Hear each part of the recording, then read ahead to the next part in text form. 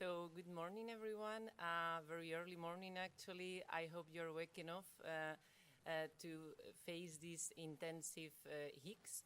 So I'm very glad to present this first session. Here we will talk about quality and how to do an optimal gastroscopy. And this will include not only technical aspects, but also how to properly detect pre-malignant lesions, and also how to use advanced imaging. So I'm very happy to introduce you to the first live case. This will be done by David Tate. So if you didn't know David Tate, you will now.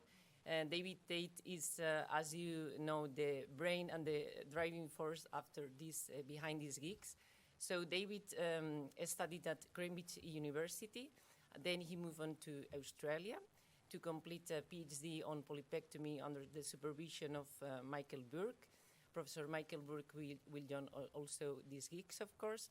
And then he's with us here in UZN since 2018. He's focused in interventional endoscopy, but also in education and quality of endoscopy. So you want the quality measure that may come in the future is being able to see the Z line from below. Of course, when we're doing Barrett's esophagus, then this is really critically important to be able to image this zone from below. And we do see some evidence of granular mucosa here and a little bit of possible inflammation. But, of course, the grading of this is important. So this lady has a Hill 3, would you say?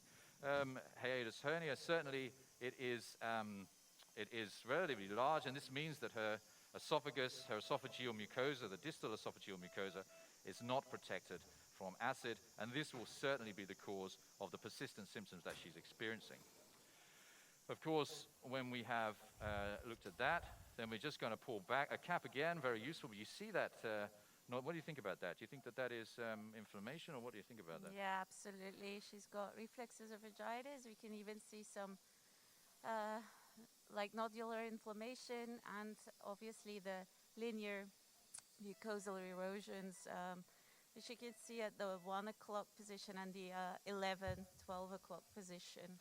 Yeah, and I think that we, should we biopsy that, or how should we go ahead with analyzing that? I mean, my feeling is we don't need to biopsy that. We can see the cause of it, and in fact that is, if we can just wash it. Have we got a little bit of Infocol?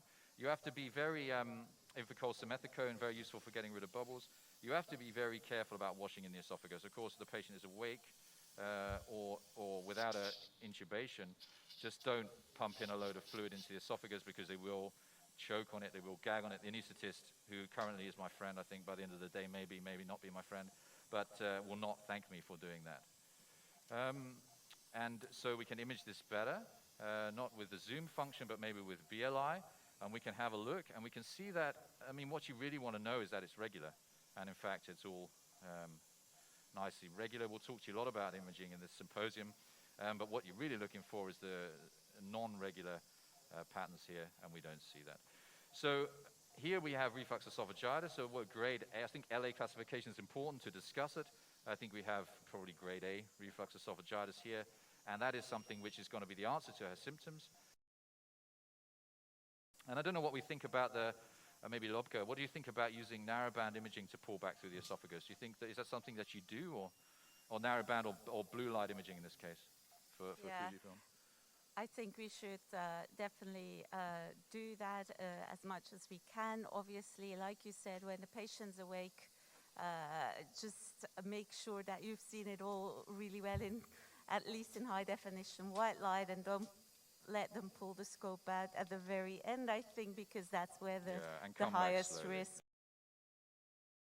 So, no, my question is the role of, as it were, opportunistic screening. I mean, we're well used to, in colonoscopy, looking for precursor lesions, as well as investigating the symptom. Do you think that should be universally the case in gastroscopy as well? We missed that, Roland. Could you say it just one more time? Sorry. A universal screening with gastroscopy, is that the question? So no. So in colonoscopy, many years ago, we viewed colonoscopy as an opportunity to screen. Yeah. And we know that if we remove lesions, we improve outcome. We have randomized controlled trials. Yeah. Do you think all gastroscopies should be viewed in the same way? And what evidence is there to support spending more time looking for precursor lesions as well as the cause of the symptoms? That's an interesting question. I'm not sure that we're at the threshold for needing screening in gastroscopy at the moment. I think that's probably why we're not doing it.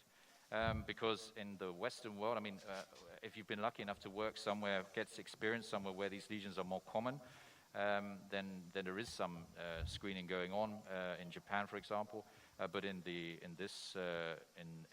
Belgium certainly, and I know in the UK, the lesions are just not frequent enough and common enough. That's one problem. The second problem is people, I think, because they don't have experience of them, they're just not really sure what to look for, Roland. I don't. Oh, yeah, Susan. I don't believe also that there is a role for a screening of everybody, especially in people that doesn't have risk for it. But once a patient is coming to a gastroscopy, I will give the chance. I want to give the chance to do as much as I can, as if it is a screening, because it might be the only chance for detect, for example, pre-malignant lesions. So I will take my time completely to... I think that's my point. So my point is, do we know whether it is worth taking the time because of the infrequency of finding anything, and also because of the cost to the patient, if particularly if they're lightly sedated or not sedated and they're not tolerating the procedure very well. That's a very good point. The 7-minute thing particularly, Roland, yeah, it's a very good point. And certainly I don't know that the evidence is out there. Maybe Raf will have some view on that shortly.